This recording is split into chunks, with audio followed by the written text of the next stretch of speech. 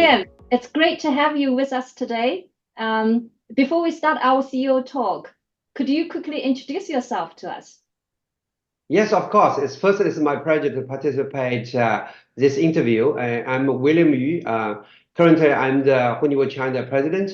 Since beginning of 2017, I joined Honeywell first as VP GM of PMT, and then after 2 years, Honeywell gave me another job as a country president in addition to this VP GM job. At the end of 2019, I had the opportunity to go to US as a VP GM for one of business in the Honeywell. And then I worked there for 2 years and I came back again to China as a Honeywell China country president. After pandemic, the China business environment obviously changed a lot, and so as the global geopolitical environment. What impact do you see these changes would have on the CEO China today? What opportunities and challenges they have in the market? They do have some challenges, but we also see many opportunities. If I could summarize what kind of things will be required, first thing is communication. We always talk with our colleagues in headquarters, could be in US, could be in Japan, could be in Germany, or other countries. We always communicate, but during COVID-19 and after pandemic, this communication is much more important because before COVID, we always visit our headquarters regularly, 3-4 times a year, and our senior leaders, our CEO, CFO, and other business leaders come to China. We could see face to face, but during COVID-19 and after pandemic, we have a much less opportunity to have this face to face contact. So communication is so important. My way is always use the facts, tell what happened as early as possible. Sometimes it's good news, okay, share with our colleagues, our leaders in the headquarters, but sometimes tell them bad news and give them what's my proposal, how to solve, how to address this bad news. The second thing is so important is to identify and catch and gate the opportunities. Because the overall economy is very different nowadays than 10, 20, 30 years ago. But China is such a big market, such an integrated, huge market, still have many opportunities. Our job is really to work with the team, with the customer to identify the major opportunity, which is not only for this year, but it could be for next few years, and then materialize all these opportunities. Now, the third thing is the talent, how to maintain, how to retain, how to motivate, and how to attract the talent. Because especially when the economy is a little bit challenged, geopolitical things and other uncertainties, that many employees have choices. So as a leader, it's my job to work with my HR partner, with our regional leaders here in China to retain, to attract, to motivate all these talents. So the last thing is deliver the results. If we really want to get sufficient attention, sufficient support as before, the key thing is the number will tell more stories. So this is our job to deliver results. I want to add one thing, identify the risks. So to do the business in any countries, including China, they always have some risks. The risks, sometimes today we could see it, sometimes we really need to go deeper to find the risk which may happen the second half of this year or the next year or the year after. So as a local leader, we need to identify, work with the team, with the stakeholders, and tell our senior leaders in headquarters. Because they may come here once, twice, 3 times a year. It's our job, it's my job to identify risks and take actions to avoid. I hear a lot of MNC executives saying today that it's so critical to get the trust from the global headquarters. And William, seems like you are able to do that particularly well, and Honeywell seems to get great global support. So how have you helped your global headquarters understand the China market? And also, how do you ensure both your global and local management team actually understand the policy changes in China? First, I want to highlight that Honeywell China is so lucky that our most senior leaders in headquarters They know China, they trust, and they see China as a big opportunity. I work very closely with our regional leaders, function leaders, and our business leaders. Where is the opportunity? Where is the risk? Because Honeywell is mainly trying to work on the future aviation, work on the automation, and work on the energy transformation. These are the top three trends that Honeywell try to materialize and try to serve. And we use the data about the national policies, the local government policies, and our key customers, what they are working, what they are trying to achieve, and use this information to convince, to tell our senior leaders in the headquarters, and try to leverage any opportunity when they come here. Now, the third piece is demonstrate that China is still a big source of innovation, of cost reduction, of great products, and sometimes the talent exports. This is our job to demonstrate China is a first-class opportunity, first-class results. Great. Let me challenge you a little bit more because I hear many MNC executives talking about local competition as one of the key challenges, right? We are seeing a lot of competitors, they are getting very strong, not only in the cost manufacturing, but also catching up on the innovation side. So what's your view on that? And how you help Honeywell to position in face of the local competition? First is, I, as a Honeywell China president, and also many senior leaders in Honeywell, we welcome competition. To compete could push us to do our job better. Now, the second thing is, Honeywell as an international company, as a leading technology company, we leverage the technologies being developed in US, in other countries. And then more important is leverage our strategy, which we call the China for China, East for East, being Chinese competitors, because only use technology from global and try to localize. This could work 20, 30 years ago, but this definitely will not work nowadays because so many international competitors are coming into China. So we need to use global technology and leverage what we have here in China. Now, the third thing is never complacent. So continuous improvement is always one of our DNAs in Honeywell, in China, in the rest of the world. You talked about China for China, East for East. That leads to my next question, because we are here more and more saying nowadays in China, talking about diversification, talking about risk mitigation, and we are seeing plants or R&D centers moving or probably have already moved out of China. So what's your view on this? And what would be Honeywell's approach going forward? Honeywell has been in China for a long time. Our first franchise was set up in Shanghai 1935, so a long time ago. And in year 2000, Honeywell moved the headquarters of Asia Pacific to Shanghai, and we set up our R&D centers here in Shanghai in Zhangjiang. Very soon after this, we introduced a concept called East for East. We have business leaders here. We have a product manager here based in China. We have R&D engineers. By the way, Honeywell today have almost 2,000 R&D engineers here based in China.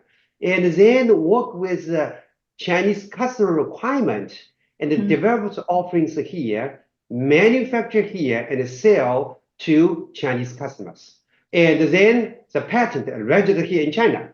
We use and implemented this strategy for 20 years. A few years ago, we upgraded because we tried to penetrate to mass mid segment. We made decision, set up our regional headquarters for mass mid segment in early 2020 in Wuhan, just after pandemic. So because this is a part of our strategy, no matter pandemic or not, Honeywell global leaders support us to invest and to establish organization in Wuhan for middle China, for western part of China, because if the people sitting in Shanghai try to think of how other cities really need, it may not work. So we set up an organization over there. So far, our East for East really help us a lot. Last year was so much challenge. Honeywell China still grow. One of the key reasons is we implemented the East for East strategy for so long time. We are facing such a new world, especially with people talking about digitalization and AI. What's your view on how these new things will impact our world going forward? And what kind of skill sets are you developing either yourself or in your organization to make sure you are continue lead in the market? Both digitalization, AI will be bigger and bigger, not only in China, but also the rest of the world. Honeywell already use quite a lot AI and digitalization internally, for instance, to work for our people managers, for our employees. So many things already being implemented. And also in our shop floor factories, we use some of the technology for ourselves, but also for our customers. So what I do is mainly a few things. One, learning by reading. Through reading, I could refresh my knowledge and be familiar with these hot topics. But more important as a leader, I try to work with my young talent, my young employees. So like last year, I personally participate at least 10 projects related with digital, with AI, and they know more about digital. I know more about business. So let's combine together. And after work with these young talent for hours and hours, I upgrade myself. So this is the second thing. My last recommendation is work with partners, because digitalization, digital world is so different. So ecosystem, work together, learn together, support each other. This could be very important. This is really great. Well, talk about learning. I did notice that many of your staff actually affectionately calls you Teacher Yu, 老师. So what kind of role do you play in that capacity? And what do you enjoy about it? I tell our employees, my colleagues, don't call me boss Yu. No, I'm not your boss. I try to serve you. I'm a little old. I have a little more authorities. So I want you call me either William or call me Teacher Yu. So why ask employees and colleagues to call me Teacher Yu? One of the reasons is when we were young in the schools, and when we do not know something, this is teachers' responsibility to tell us, to educate us. So I want to use this concept to tell our colleagues, if you are our employees and work in this company, if you have something don't know, it's not your fault. It's my fault, or at least something I could improve. I could work with you. I need to give you some tools. I need to give you some trainings. Now, of course, I means Honeywell. Okay. So if you make mistake, if you make the same mistake the first time, it's not your fault. It's my fault. So I tell them, call me Teacher Yu, because if you make something wrong, I could help you, and it's not your fault. In Honeywell, I has been mentor coach for quite a long time. And a few months ago, I pilot a new coaching program. I talked with my HR partner, give me 6 commercial leaders, people manager. And the 2 requirements. One, if someone want to be my coachee, find 2 employees in his team or her team to be coached by him or her. And then this person could come to me that every month we spend a half hour to talk about what you want me to help you. And then you learn something from me, and I learn something from you. When you go back, you need to coach your 2 employees. And after 3 months, the score from 1 to 5 all give me 5. So I think, yeah, it seems some benefit to these 6 middle-level managers. So now we expand. We send out an email to all senior leaders in China. Now 20 middle-level managers being in the program. So this Teacher Yu is really trying to serve our employees and work together with our employees, with our managers, to grow ourselves and grow our employees. You have such a diverse and international background. as you mentioned in your previous introduction, you worked in China role, in Asia Pacific role, worked in global.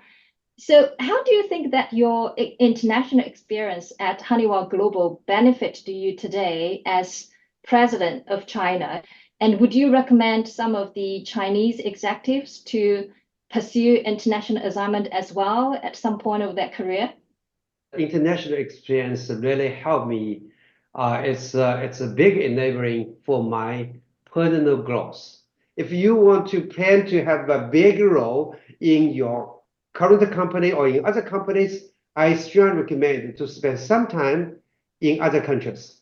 Be familiar with the culture, be familiar with the habit. If internally have these opportunities, apply as early as possible. Because when you are already 50 years old, this kind of opportunity will not pop up. So try to catch up with this, to capture this opportunity as early as possible. What other advice do you have to the young talents in the market today? A few things. One, curiosity. No matter what degree you have from the college, keep learning.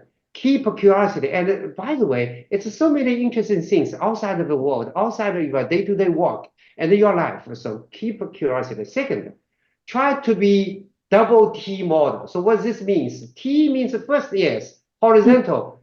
We need to know everything as a current leader or future leader. When you expand your responsibilities, people looking for you. So you need to know almost everything. But know everything normally means no deep. So I recommend you to be 2T, which means there's one or two things you are very good at. Double T. Okay, so this is the second thing.